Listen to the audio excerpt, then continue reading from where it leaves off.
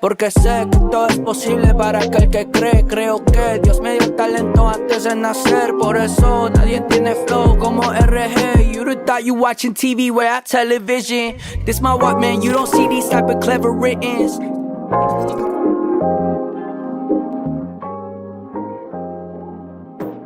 Hey guys, and welcome back to Real Talk LA.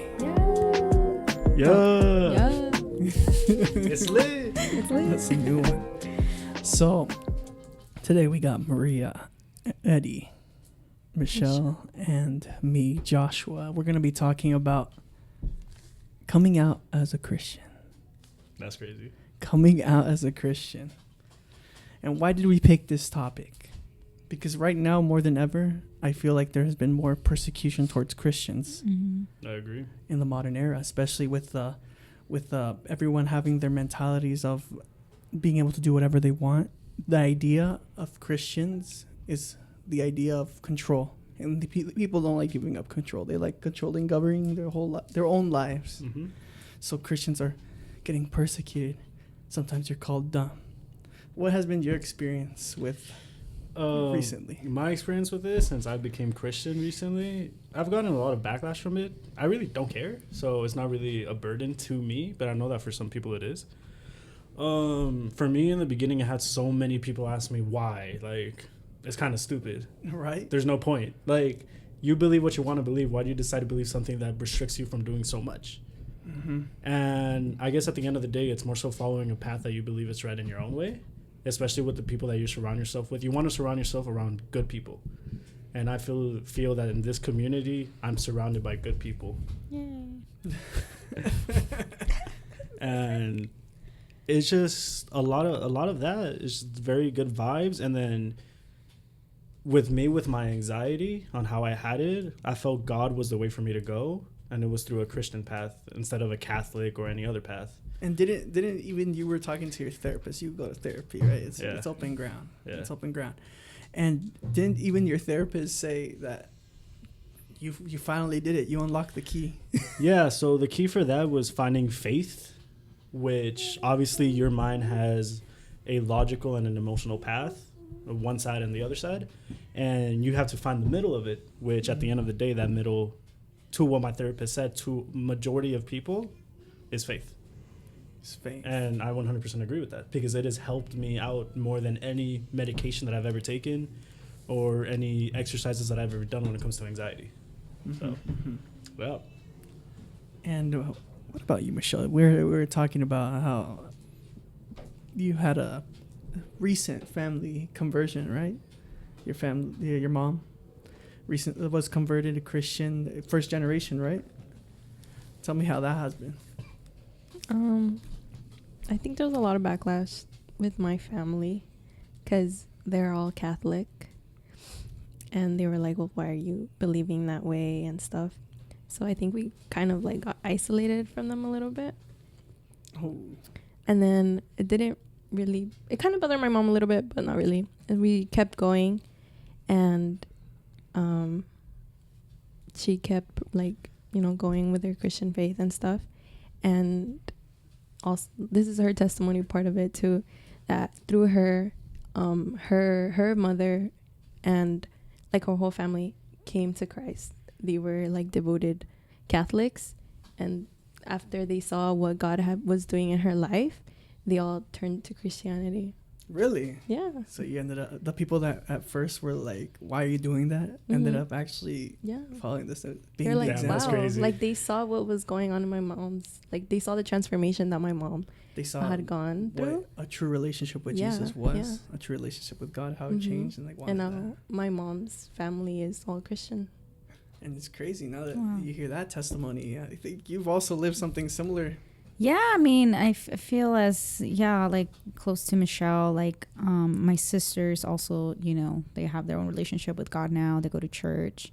We're still working on my mom. We're praying for it. But I do believe like once they see, and I have a lot of relatives actually that even though they're not haven't converted yet, they always like look to me for guidance and like what they should do and prayer and everything. So they're acknowledging like how real God is in my life, and they feel as if, you know, like, hey, he's done a lot for her, like he can do something for me, and I'm always praying for them and I'm there for them and everything. So yeah, I mean, I think ultimately your testimony speaks for itself. And I did get a couple of relatives that told me, you know, you're not supposed to do that, you're gonna go to hell, and you know, that's not of God. And I'm like, how is it not of God if I'm looking for God? Right. But I went my own way, and to this day my mom really like respects like my beliefs, and you know, she's all for it.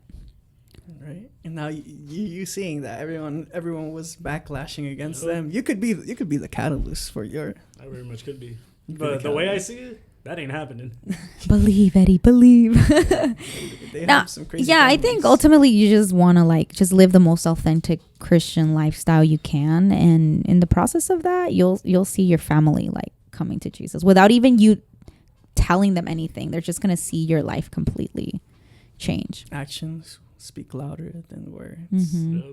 Yep. And I can tell you right now, like, especially seeing how you were in the past, how many of us were in the past, seeing how that transformation really took place, being able to talk differently, walk differently, being able to even give a different kind of energy off, loving energy. Like, yeah, people are like, whoa, que in Spanish, no sé qué dice, que mosco te picó, like what bug bit you, because you weren't loving before, now you're loving.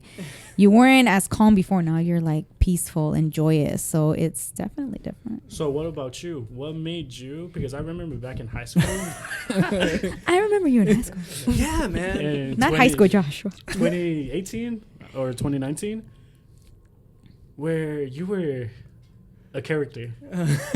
But from one moment to another, not immediate, but from one moment to another, you were switching. What got into your head to make that switch? Conviction. And well, I told this, like, I don't think I've talked about it a lot, but I went to a youth conference, right? It was in Miami. First time I went to Miami, and I went with a church, old church, and I flew over there. We went, and everything, and the preachings were just stabbing into my soul. They were impeccable. They were like, yeah, they were like, they were those preachings where, like, you feel like, those wow, if I don't change here, I'm never gonna change. Yeah. If I don't change here, this is I didn't receive anything. That's ironic. Miami too. And in Miami, right? Yeah. And well, I was also with a group of people, youth, which I don't believe they received the same way I did.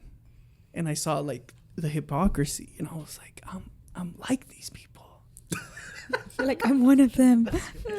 like I finally understood, like, this is wrong. What I'm doing is not right. If I really want to pursue what Jesus wants for me in my life, I have to make a change, because this is wrong. This is wrong. And they were like, it was crazy, because we're all in like a youth group, and then they're just saying some crazy things, saying some absolutely like super unchristian like things, like even catcalling girls on the street. I was like, what? And you were like, ooh. I was just dumbfounded, because the pastor was in that bus with us, and I was like, and he was laughing, and I was like, what's going on? No, it was crazy. It's crazy because you're sharing that. I don't know if you can look it up. Matthew 10, I believe 32. Where it's talking about how he chose us to be different, and because we're different, we're going to be hated for it. It just because you're changing and there's all of this good stuff is coming out of you doesn't mean that the world is going to accept you. And that's a reality I feel a lot of Christians need to face, because we go sometimes thinking like, oh, it feels so good, because it feels so good, right? In the beginning, it feels warm and soft, and there's so much Jesus is doing for you. But then the backlash comes, people don't accept you, and I think that's where people get closeted really fast, very early on in there when they convert, right? Mm-hmm. Can you share the Bible verse? The Bible verse, Matthew 10:22. 22 or 32? 10:22. I think it was 10:32. You're sure? You sure? Yeah. All right. I trust you. And all the nations will hate you because you are my followers. But everyone who endures to the end will be saved. Yeah, that wasn't it. There's another one, but that one's good though. That one's really good. I thought it was exactly the same thing. Yeah. It's the same thing, honestly. It says that. Everyone who acknowledges me publicly on earth, I will also acknowledge before my Father in heaven. Is that the one? No, the one you said was Why right. they all apply though? They all apply. Yeah. No, yeah, definitely. Because just like people think by acknowledging Christ, it means like, are you Christian? Yes. No, that's not what acknowledging Christ is. If you're a Christian, someone that accepted Christ in their hearts, and you're not living by or genuinely living a Christian life, you're denying him altogether with your own testimony and your own way of being, I believe. Yeah. And just to finish off the story, so I saw all the hypocrisy. They're ministering. They were like, how are you going to go to church, act like you're living a holy life, but when you go to school, you start saying all these crazy things. You start, like how are you gonna do that? How are you gonna live two lives? And then they were just ministering. I was like, dang. And I was like, dang, I'm receiving it. Maybe the guys behind me are receiving it. I turned around, see the guys that were with me, and they're just like, and I'm like, that's how it is, man. There's a lot of people that it's just going to go straight through them. They're not going to receive it. But it wasn't an excuse for me to say, oh, well, it's not a big deal. Yeah. Mm-hmm. If you get that conviction in your life, in your heart, you better act on that. But don't you think it's so, like, a lot of people think it's crazy how you got spoken to at a conference. I believe that God gives us so many opportunities to turn the path and turn towards him. I think in this manner, it was something so soft, even though you said it was like you felt like he was just stabbing you in the heart. But in a way, it was such a soft way because he's talking to you at this point. Imagine if you would have kept going, how your life would have turned out differently. Yeah. And that wouldn't have been just someone talking to you. It would have been life talking to you in return. Well, that's wild. Everything could have changed. Different course of conflict. Yeah. Probably would have been out with Eddie somewhere else. Eddie wouldn't be here. But yeah. So, honestly, those convictions, they really do something. And the thing is, we're talking about like actually being able to show that you're a follower of Christ. You understand that he's your savior, and being able to show that to everyone else, and everyone feels like they're being persecuted. So you saw these stories, these testimonies right now about how each and every one of them went through their own different trials, and how some people are still going through them currently. Yeah. And I even went through that a little bit too, because in high school you could see like everyone making fun of me. Like I went from going crazy, saying being the clown. I was a comedian, to a person that was trying to straighten out. People made fun of me, how I started changing the way I talked. Yeah, man. It's like what we were talking about a few days ago, me and you, about the revenge. Everyone was just giving revenge on you. Oh yeah. When I was, that was more middle school though. I made fun of people. That was my way of comedy. I was making fun of people doing this, that, pushing them around, and they took it. When I was starting to like straighten out, get vulnerable, be able to just live a Christian life, then they attacked me. But it was bound to happen. And how hard was it for you to turn the other cheek? Because I'm pretty sure like at the tip of your tongue and in your mind you were like, I already know how I'm gonna fire back, but you just couldn't. Yeah. I definitely had those moments, but as more time went on, you get used to it. You get used to it, and you're like, well, that's just the outcome to the decisions you made in your life. Yeah. To say that everyone probably is gonna have to pay consequences for what they've done in their past, but. True. It's not an easier life, but it's a better life. I can tell you, best life right now. Well, I mean, towards the end of everything, following Christ will have its benefits. I believe there's also a Bible verse where it says that you'll receive like a crown, for all of the stuff you've succumbed here because of the backlash of following Jesus.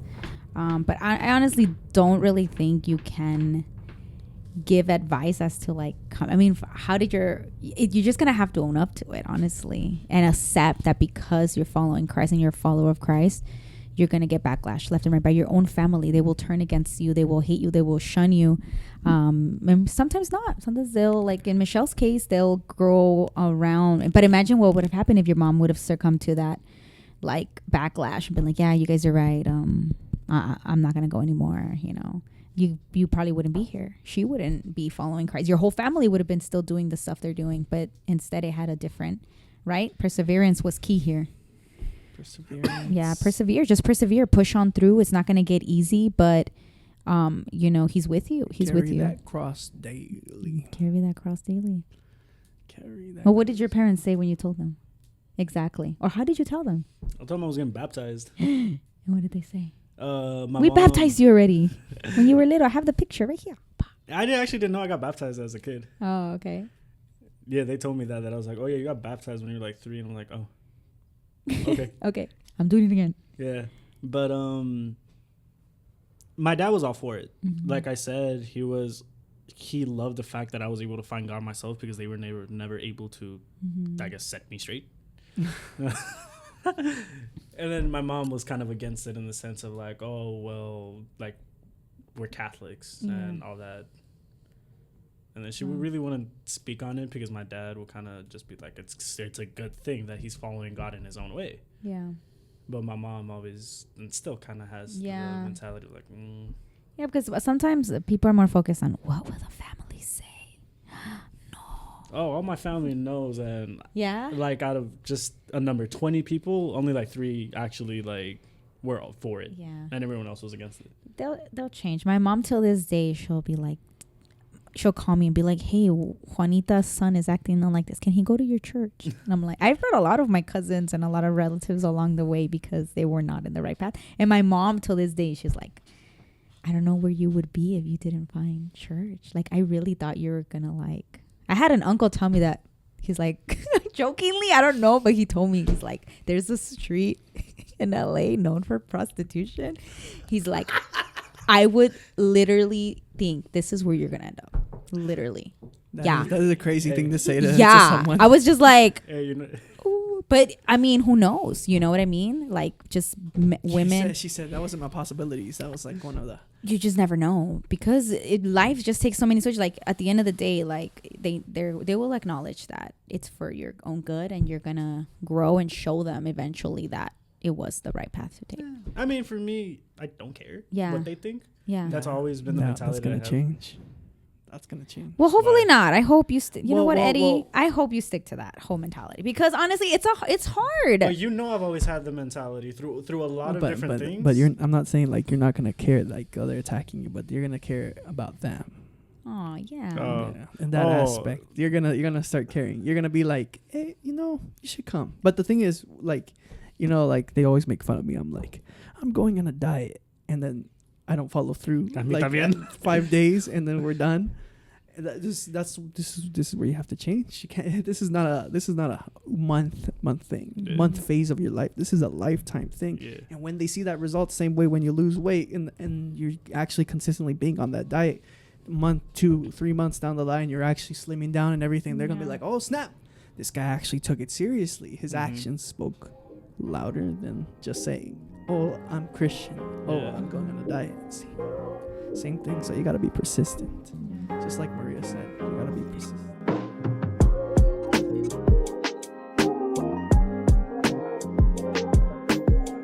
And we are back. We're missing one person. Well, there was a bug attack in the studio, so we had to do a quick cut. You might see that at the end of the bloopers, just show you what happened. But we were talking about how you have to persevere to be able to actually be able to follow the way of Jesus. But now we're going to be talking about how do you get to that point where you can actually be able to fully embrace God's love, his life, the life he has made out for you. And I have a verse here, Ephesians 6:10. Finally, be strong in the Lord and his mighty power. What does that mean? That you're going to be backed up by the Lord. You're not going to be alone. You're never going to be alone. And there's also another verse. Joshua 1:9. Joshua. Okay, Have I not commanded you? Be strong and courageous. Do not be frightened and do not be dismayed, for the Lord your God is with you whenever and wherever you go. Be strong and courageous. God has not given you a spirit of fear, but a spirit of bravery. I like that. Courage, strength. And he will back you, because if God is with you, who is against you? In reality, you got to think about that. If the creator of everything is backing you, there's nothing that could stand against you. The Lord be with your spirit. Grace be with you. So we were talking about how let's go back. How did you get to that point where you felt like you could actually start embracing Christianity? So for me to get to the point where I started doing that, I had to surround myself with good people. I couldn't keep hanging out with all the people in my life that kept doing drugs, that kept cussing in every sentence, that kept trying to peer pressure me into maybe talking to people that I shouldn't be talking to. Making you do things that you know that aren't in the path for me for success. And once I realized that, I then had to find basically a place where I feel at home, but at the same time, it's with good people. And I felt like it was this church. It was a bit easier for me since I knew you. And I knew that you, at a certain point, surrounded yourself with good people. So it was on me to do the rest, and I just kind of tagged along. You saw it was possible. Yeah. Because a lot of people, when they start thinking like, and I start actually following Christ, becoming a true Christian, I'm going to be so alone. No one's going to be around me. All my friends are just going to leave me because they're not going to be able to handle like all what I'm giving out. Yeah. And Maria had a testimony about that, where when she came to Christ, she had a bunch of friends, and she was like trying to follow a godly life, but at the same time she knew her friends weren't benefiting. Like you said, they were bringing her down. And she made this prayer. She said, God, please take them away from me if it's your will, but do it as painlessly as possible. And little by little, those friends just began to leave. But he didn't just stop there, but he filled her the emptiness of the people around her with new, better people that were able to bring her up, people that were able to encourage her. And in the same way, it could be like that for most of us. But at that same time, too, Maria, in some way, well, I can't speak for her, but I feel personally, she also did have to go looking for those people. And that's what I feel one should do when they feel closeted. Look for people that share the same values and beliefs as you. And if you really having really a lot of struggle finding them, you got churches everywhere. You got people that are looking to become the person that God has called them to be in every single place. It may not be, you may feel weird in some, but you will find that one that clicks, that you're able to grow, that you're able to make friends in. Because once you surround yourself with those Christian friends, you will be strengthened, you will be empowered. And then if you do end up going back to those old friends, they're going to be like, they may try to pull and tug you, but you're going to be completely firm, and you're going to be like. But at the same time, you could be a complete like fresh air to them, to where it shocks them, the shock value, to where they also see that it's possible to be a better person, a better human. So you gotta think, you got a bunch of different things that can happen in your life. You may most of the time you may have that backlash, but at the end of everything, you may be the reason why they come to Christ, the reason why that they are able to find that love truly. Yeah, and you experience, like Michelle said, with her mom and her family, how they went to Christ and all that good stuff. Sometimes it's honestly the fear that really holds us back. But like I said in these verses, God did not give us a spirit of fear, but a spirit of bravery. And if God is with us, who is against us? He will be there in every moment, whether it be high, lows, he will be there. He will be there. I do want to say one more thing about that. I think that if there's something that you really want to do, at the end of the day, there's always going to be an option to do it. It's yourself that's holding you back, or whatever you believe is holding you back. But at the end of the day, you are able to do what you want to do. And I just think that it's all on you. It really is. You're holding yourself back, like you said. We are holding ourselves back from being able to achieve the unachievable to some. Okay, so when we begin our relationship with Christ, a lot of us might feel scared to tell our friends and family that we are pursuing a relationship with God. And I think it's important to remember that there is hope. Like Joshua was saying, God is with us. He's always backing us up. Something that comes to mind right now is the story of Moses, how he had like a stutter and he was scared to talk to the Pharaoh. But he prayed to God, and then God was like, I will be there, right there with you. And so when Moses went, he was like trembling, he was scared, but he still did it. And he was able to talk to the Pharaoh without stuttering or mumbling and stuff. And he was able to free his people. And I think that's really important to remember, because just like him, we too can do that. We can proclaim and declare the glory of God. And with Moses too, the crazy things God did with that man, the crazy things, just because he said yes, just because it was a yes, and he decided to embrace God and understand that he's not alone. It's not only about him, it's about the greater good. So a lot of you struggling, just embrace God, embrace hope, embrace Jesus, embrace that gift he gave you. So right now I want you to bow your head, close your eyes, except if you're driving, of course. We're going to do a little quick prayer. Dear God, thank you for this day. Thank you for everything you've done. Lord, I pray for each and every individual that imparted today. I pray that you give them more wisdom as time goes on. I pray that you always back them up and give them a firm direction to go.